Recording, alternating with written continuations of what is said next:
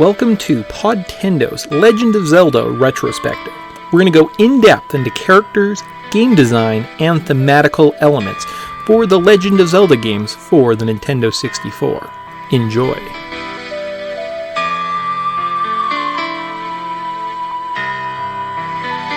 Hey guys, welcome to our last part 5 of the Legend of Zelda Ocarina of Time Retrospective. In a month's time, we're moving on to the second N64 game in the Zelda series.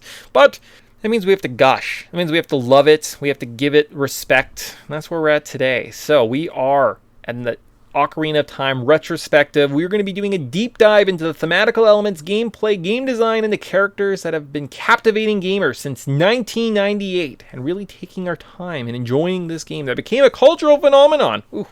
What a tight sentence. In our 4th episode, we looked at the final 2 adult dungeons, how they used the previous 5 dungeons to create mini puzzles to mixed reviews, and finish off with looking at Ganon and Zelda, how their characters evolved as the series progressed. Today, however, we're going to be looking at the side quests that have been kept us entertained, if Ocarina of Time works better as a randomizer, and did the 3DS remake over/underperform compared to the original.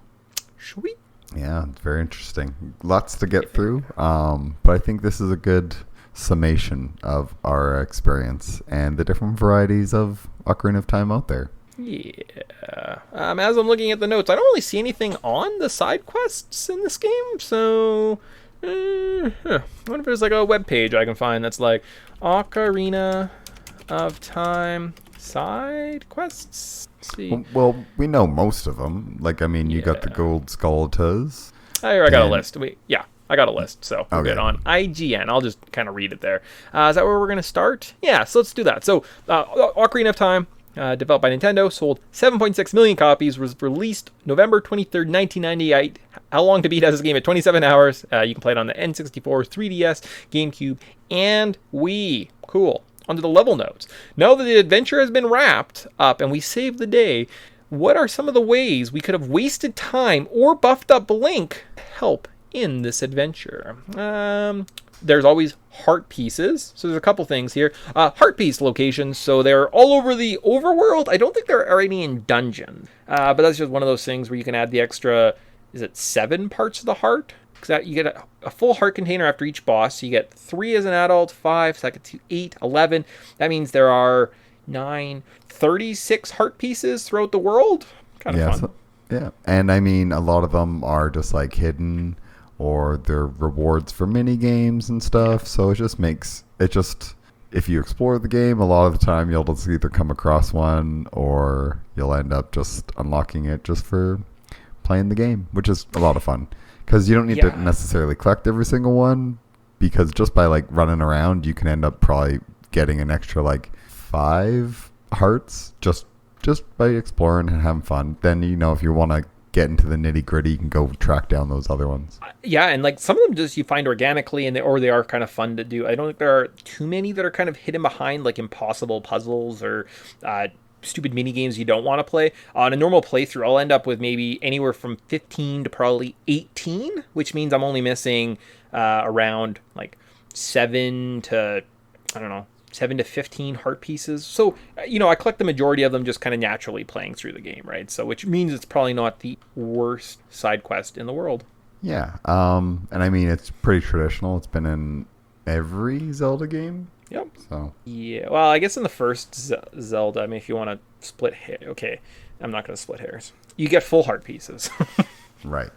Yeah. Well, technically. All right. I won't be a dick about that. How about on to gold skeletal locations? So the gold skeletals are the other kind of big side quest collectible that they kind of brought into this game. There are 100 scattered throughout the land, and as you collect them at the 10, 20, 30, 40, 50, and 100 mark, you get rewards from the family in Kakariko Village. Typically, I think you want to do 30, because that gets you the big wallet or the adult's wallet. So that's minimum. You should do about a third of that side quest. Yeah, you definitely don't need the 999. I think the adult wallet is completely sufficient. You don't need the giants. And at that point, what are you going to spend your money on? No, I think at 10 you get the adult's wallet, which is 200. Oh, and then okay. you get And the giant. 500. The Giants is like 30. So like that's what I mean. Like 30, you get to 500, and that's more than enough. You don't need more. Well, you can't get a bigger wallet than that, right? So cool. Yeah, those ones. And again, I think you just kind of you collect enough organically that it shouldn't be an issue. Yeah, and I think that you'll hear them. They do like the scuttling or whatever it is. So even just like if you're listening to the game, you're not just like listen to a podcast. You'll be like, wait, there's clearly one around, and you just like smash your head into a tree and one falls down. So discover all sorts of neat little Easter eggs.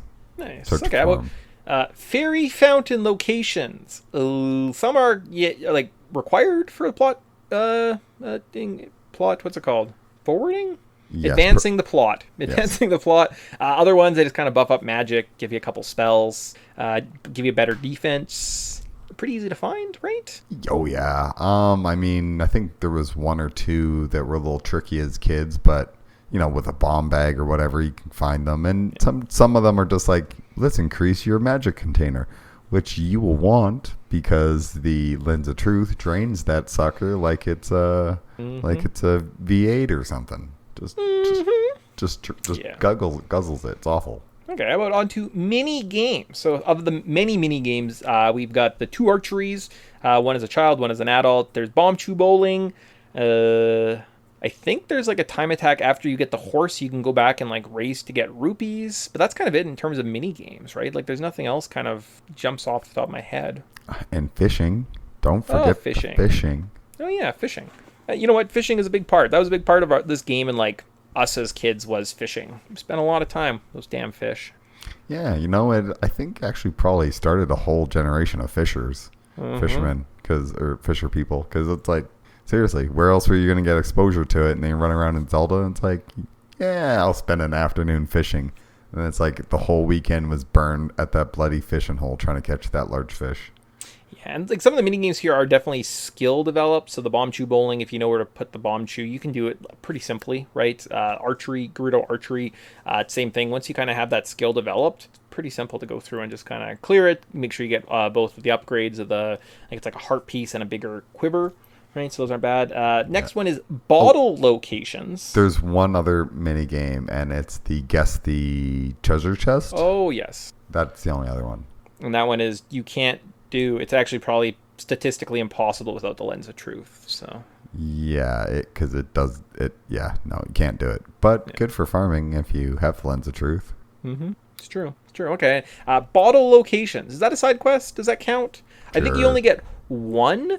Is that right? Like you only would have to collect the Rudo's letter, because that's how I played. I played a minimalist run and I didn't collect the other one. So I mean, I guess like find the cuckoos counts. Yeah, and I think all the beanstalk locations makes it easier with that. Then it just having the bottles makes it easier to get all the unlockables and collect all the gold skeletas and all the heart pieces. So unless you're going for 100% of it, you don't really need the bottles. But I usually have it so I can keep a fairy or two just in case I die. Well, and they're on the way too, right? Like you're like, I'm gonna get a Pona song. Why wouldn't I spend 2 seconds trying to find cuckoos? Do that, and then you have to also collect cuckoos in Kakariko Village to get this, and it's kind of on your way as a child, right? Like you're like, I'm gonna go up Death Mountain. I better buff myself up. It just seems like it's a natural progression. So in my mind, it's not even really like much of a side quest. Big Poe location. So as an adult, if you do have the horse, you do have the arrow, you can ride around and collect 10 Big Poe spirits, which get you a 4th bottle. Speaking of bottles, that's kind of interesting. It's kind of fun to do actually as an adult with like your vague recollection of where it is without a map. It's kind of entertaining. Oh yeah, 'cause you'd be surprised how, if you've done this once, that a lot of those locations you're like, I've done like 6 of the 8. What are the other ones you're missing? And then you just kind of like are running around and you're like, oh yeah, there's 2 in this area, isn't there? And you can go back and listen to our previous podcast if you want to hear my crazy theory about this guy. Fun stuff. There you go. So go back and listen to part 4. I said confidently about the big Goron sword. So you can buy a big giant's knife, I think is what it's called. A big sword that breaks. It has benefits, but if you want the strongest sword in the game, there is a really weird trading sequence where you start with a chicken, and the chicken becomes a saw, and the saw becomes something. How about I click on it? Give you the actual. I'm gonna show. We need. I think it's drops. It's like a pocket cuckoo to a blue cuckoo to a saw, to a weird mushroom, to a potion, to a poacher's saw, to the broken big Goron Sword, to the prescription, to the eyeball frog, to the world's finest eye drops, which gets you the claim check and the big Goron Sword. So, and you got the best weapon in the game. Yeah, which definitely helps kind of break, especially the final Ganon fight. That's definitely where it's the most needed, does the most damage. Has the most range. Yay! Kind of fun. It's definitely one of those things like a time challenge, a sprint across Hyrule. It's interesting, you know? Yeah, there's some back and forth there. Don't use any warps.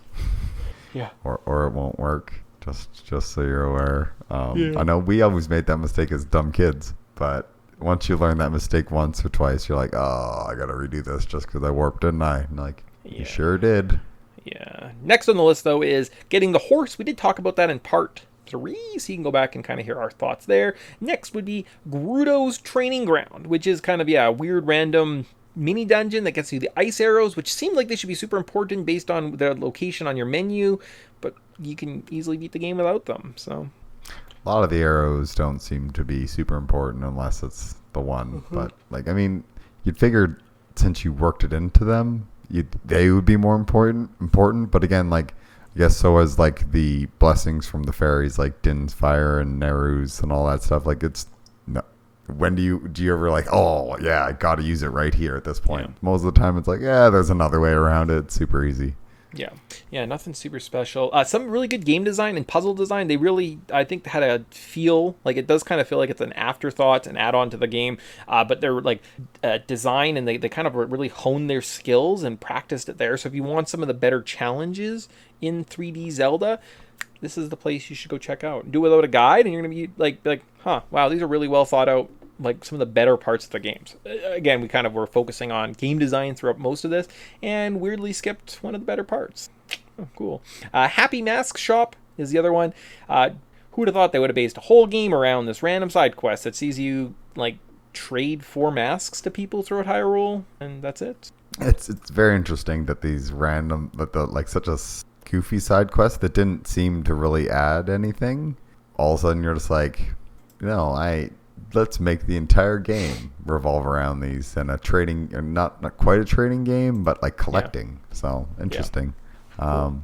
Sign of things to come. I don't want to spill too much about Majora's Mask. Yeah, cool. And then Magic Beans / Scarecrow Song. So Magic Beans you can plant as a child. When you're older, there's kind of like a weird platform that usually gets you to a Skeletal heart piece. Scarecrow Song, same idea.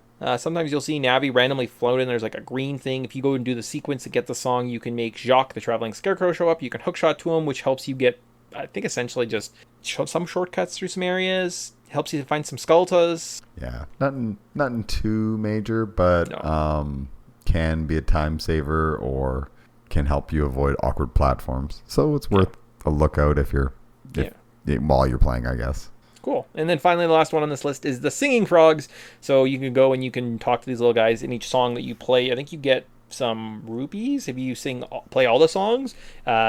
No, you play the Song of Storms, you get a heart piece, and then once you play all kind of the original, not the warp songs, but like the other core songs, they turn big, and you can play a little game where you have to like chase them around, and then if they're happy, they give you another heart piece. Hooray! Yep. More heart piece farming, but at least it's like a little bit more interactive than open this chest. Sweet. So, I mean, if we follow the same formula outline for Majora's Mask, this potentially could be like a 2-part episode just talking about side quests, because they're plentiful in that game, whereas maybe the story beats aren't as much, but this game has a lot more story and less side quests, and they were just trying to figure out kind of a balance there, right? So that is literally every single side quest you can play in Zelda Ocarina of Time. So cool. Yeah, it's amazing how there's not super many when you think that this game is just filled with it. Yeah, no, not at all. Okay, awesome. So let's go back to where are we at? So now we're looking at the randomizers. So I know we've talked about this before. We did a Link to the Past Super Metroid randomizer a couple summers ago. And I feel like I just listened to it. So it seems like it was like recent, but I think it was like a little while ago. Randomizers. So we've covered randomizers a few times on this podcast. We discussed them as part of a side quest back in the day. Oh, yeah. And then, yeah, Super Metroid, A Link to the Past. Let's look at the Ocarina of Time randomizer and determine its strengths and weaknesses. So a throwback to our old side quest cinema notes. I have it broken down to that kind of format. So if you're an OG listener, you're going to be like, cool, I know what's coming up. And if you're brand new, go back and listen to our side quest cinemas where we talk about movies sometimes. So we start off asking our favorite part. So my favorite part of this randomizer is just getting to reimagine playing through one of my favorite games of all time. It makes you kind of rethink sequences, learn what items help you break sequences, complete dungeons out of orders, and really taxes your understanding, knowledge, and memory of this game. Tyson, what's your favorite part of the Ocarina of Time randomizer? I think it gives you a fresh take. Like, I mean, for most of us who've played this game like 4 or 5 or 6 times, you kind of want something different. And I think that this adds a lot of variety to it because you can turn on and off certain things. So you can switch overworld locations. You can switch building locations. So every time you walk into a door, you're like, what am I going to discover right now? And that's very fun because I think then you kind of test your knowledge of like, okay, now where in this map do I go? Where can I go?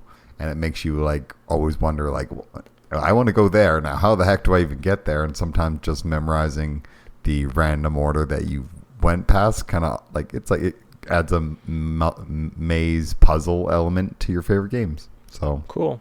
All right. I feel like you played like a harder version than I did because I've never randomized the overworld or stuff like that. So no, you can definitely. There's lots of different things you can do, so lots of fun. Yeah, and if you ever want to set one up and set up a seed, there are tons of options. So clearly Tyson picked the difficult ones. What's the most notable part of a randomizer? So I like finding any key item that allows you to get a little bit further in a dungeon that you were stuck on is really cool. Or going into a really hard dungeon, but you're fully equipped with everything you need to just wreck it. Or that moment when you're stuck and just before you give up, you get to that one item that allows you to get another item and like it builds up your momentum and your progress, and it just kind of like really increases the interest in this experience. So what's your most notable part of potentially your playthrough, someone you watched, or just randomizers? I guess just in randomizers in general, I think they're really neat because they kind of almost add this flavor of Super Metroid to every game. Because that is the thing about Super Metroid. It's like you got this thing, so now you backtrack across the map. Now you can open this other area and discover that whole new area again. But every time you play it, it's different and it's unique.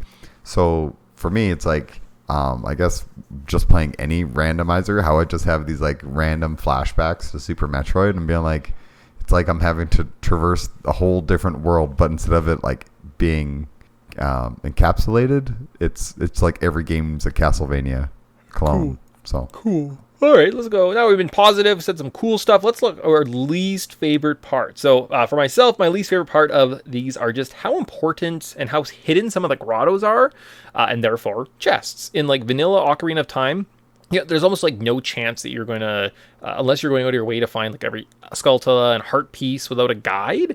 And they're just so well hidden, and there's so many, and you kind of forget what sequence. Like you're like, oh, I have the bombs. Oh, I forgot I could go find that grotto or something like that.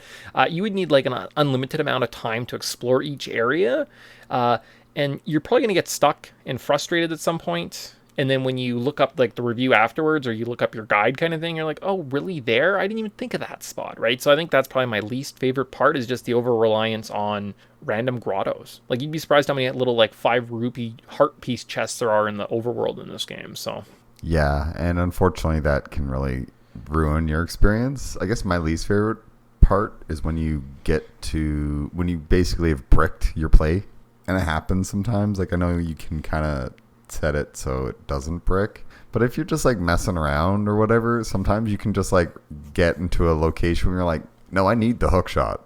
Like everywhere I go, I need the hook shot. Like I can't go anywhere without the frickin' hook shot or bombs, and I don't have either. So you just like hope and pray that maybe you're farming one day and you can come across a bomb, or you just like you use your knowledge of the game to try to unlock different areas. But there's times where you're just like, no, I'm pretty sure I'm locked and I've just bricked this, so start again. Yeah. And that's frustrating. Well, there's the ones that's like the hover boots get you access to the fire temple. like you were saying, you think you need the hook shot to get to the fire temple, but the hover boots do that, right? And that's just one of those weird sequences that I forget about, and really it's something you should know if you're looking to play a randomizer, because you probably have the hover boots, and you're like, I can't go to anywhere. But you actually have access to literally a whole dungeon. And you can buy a fire tunic just for cash. So it's one of those things you should be able to make it there. How about our final criticism? And then we'll stop talking negative about these fun items. So some of the sequences really break the time travel system in this game. For example, if you don't have the Requiem of Spirit, traveling to the Spirit Temple is a real pain.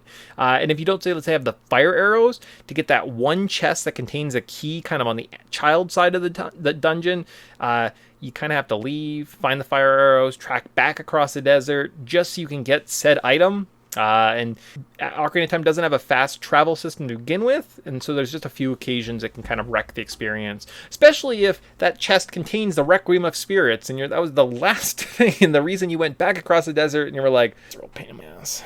Yeah, fast travel.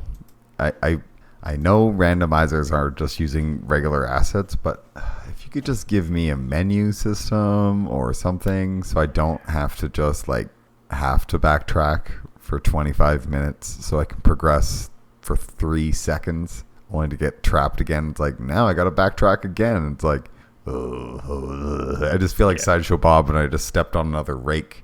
Mm-hmm. And it's just it can get frustrating, which is why I think in most modern open world games there's tons of teleport locations or quick travel locations. Like Breath of the Wild has them all over the place, where you're never like, oh, I have to get there. Okay, well I can just quick travel near there, and I just gotta, it'll be 1/10 the time.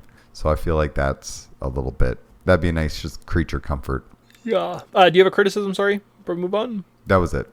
No. Okay, cool. And then final praise, end on a positive, like we do with all our side quest cinemas. So again, go listen to them. Wink! I haven't made them onto YouTube yet. I kind of feel like I'm just doing the original series and then see where I'm at and go from there. Anyways, praise, a final praise of this game. So just getting to play this game with fresh eyes. The seeds are endless, and each time you play it, you're in for kind of a new experience. And for that reason, randomizers are one of the greatest things mankind has ever created. Wow, what a bold statement. Yeah, I was going to say, no, it's good. I think this is, if you love a game, it's nice to be able to play it differently. And honestly, there's so many cool different variations. You can randomize the overworld, you can randomize item locations, you can start with certain items. So if you just want to I just want to kind of breeze my way through this, you can. And the people that have made these games are hardcore fans of the game. So a lot of the things that you didn't even think of are just kind of in the game. You can randomize your tunic color, which is pretty cool. You can randomize just the insides of buildings, so or where you start. So sometimes you turn on the game and you're like, boom, you're in the Shadow Temple, and you're like, okay, how do I get out of here? And it's just sometimes it just throws you into it lets you just play the game without having to be okay, well now I got to grind here and then I got to do there. It just sometimes it just lets you experience the gameplay, and I think that's amazing that Randomizers has really just let if you want to just dive in and enjoy the game, you can, or if you want to make it super customized, you can. Or if you want to just try some crazy stuff just because you enjoy running around as Link and stuff, have fun. So I love that the passion and the creativity that this has spurned, because I think it really just goes to show the community that this game created, and it's amazing. And this game is fantastic, but also the fans are equally fantastic. So it's pretty cool. I can't It just makes me happy. Cool. Sweet. Yeah, I agree. One of those things, I definitely beat the seed that was sitting on my Retro 64 cartridge in my N64 for the first time. I played through it before and I got stuck somewhere. I'm not sure what hung me up, but figured out the sequences go around. And because my new PC that I got doesn't have a micro SD card slot, so unless I buy a little adapter somewhere, I can't load any new seeds onto it. So, and I kind of also, after watching a Majora's Mask randomizer, I may not play through one for that game. I could see that game be a real problem. Mm-hmm. Well, chests only appear at certain times and certain days, and if you do things in certain sequences, so it would actually hurt my head, because I know Ocarina of Time because it's fairly linear. That game's not super linear. No. And you almost need to memorize the scripting locations of people. And if the scripting's randomized, my head would not be able to process. So Yeah. yeah. Anyways, I think, yeah, so that one... I might mess around with it until I get stuck, and then I can have a rant. Well, we'll see. And maybe I'll see if I can figure out a way of setting us both like the same seeds, and we can have like a challenge of like who got the furthest or something without... That might get us somewhere, but it's definitely one of those things probably won't complete. So I'm glad I completed this one. Spoiler for the podcast in like 5 months at the rate we're going, maybe something like that. I don't know exactly what the outline is, but maybe even longer, because I think we don't do one for Halloween. Cool. Anyways, so now the final thing that before we wrap up, tie a bow on the Ocarina of Time, is we have to look at the OG, the original, the 1998 versus the 3DS remake. Cool stuff. So I played through the Ocarina of Time 4 times during this podcast. Once to refresh my memory, another to do a minimalist run. Both of these were on the 3DS. I then played through a vanilla run on the N64 just to compare the experiences, and once again on the N64 for a randomizer. So that is my sample size coming in to discuss the 3DS Remake Contributions. The 3DS version was released 13 years after the original, and it is fair to say that it visually shows how much graphics count. Oh, it visually shows, but how much do graphics count? There we go. Figured it out. So, cool. Yeah. Tyson, I'm guessing did you play on the 3DS? Yeah, I played my copy. Okay. All right, cool. All right. So how about favorite part? So we start just like the last one. We'll run through this, and then we're all done. So the gyroscopic aiming really changes how you can shoot the arrows and just the precision. It makes you super accurate, and maybe one of the most clean shooting mechanics in gaming. Wow, I'm making a lot of like absolute statements on this podcast. Yeah, you're going all out with the exclamation marks here. Yeah, I think my favorite part is just a lot of the creature comforts, like certain items, coming up being actual items and not gear. Having an access to a map just always is nice, and I think I've become more of a map user in my old age than I have when I was a kid, where I used to just run around aimlessly. And I feel like that's fixed a lot of my wasting time in these games, is just use the map. And it's nice to just have on 2 screens, just the map staring me in the face whenever I need it. Sweet. Cool. All right. How about most notable part? So aside from the graphics, because again, this big graphic overhaul looks super clean, super nice. The iron boots being an item rather than gear really got people going.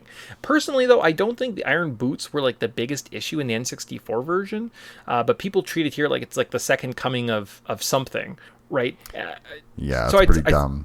That's what people will say, like, oh, they fixed this bad iron boots system. And I was like, you have to put on the iron boots, like, if you know what you're doing, like 8 times. Like, yeah.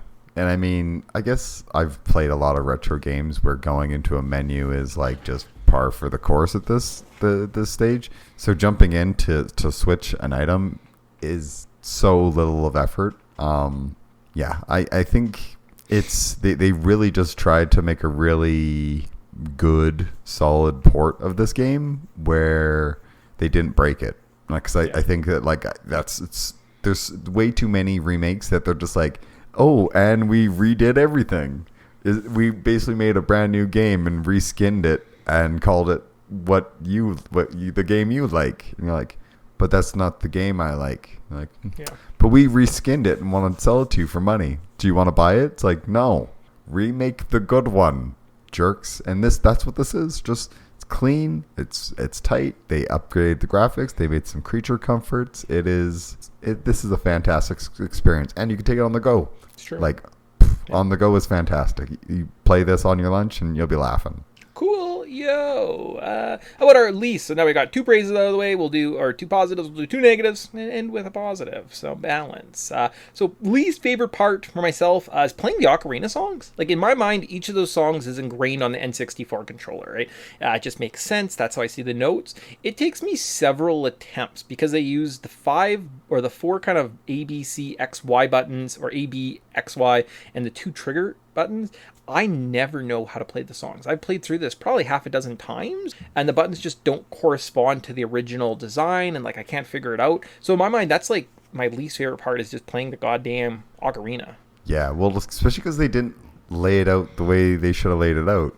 Yeah. They like tilted it like 90 degrees. They just rotated everything, but not clockwise. They count like counterclockwise to everything, and then slapped the shoulder buttons on it. And you're like, okay, what? So you're no longer playing like the same pattern. Like you have that pattern. Just let me use the bloody notes. And then, for the A and the B, let me use the shoulder or whatever. But for like Epona's song, it should just be the do-do-do-do-do-do-do. Like it's just that little like triangle you build, not this random like Y, X, and then left shoulder button. And you're like, why? You could have just mapped it so much cleaner. Yeah. But it is what it is. Very big. Your least favorite part? I mean, still no fast travel system, but yeah, you know what? I think there's so hard like things to not nitpick that are just the remake's fault.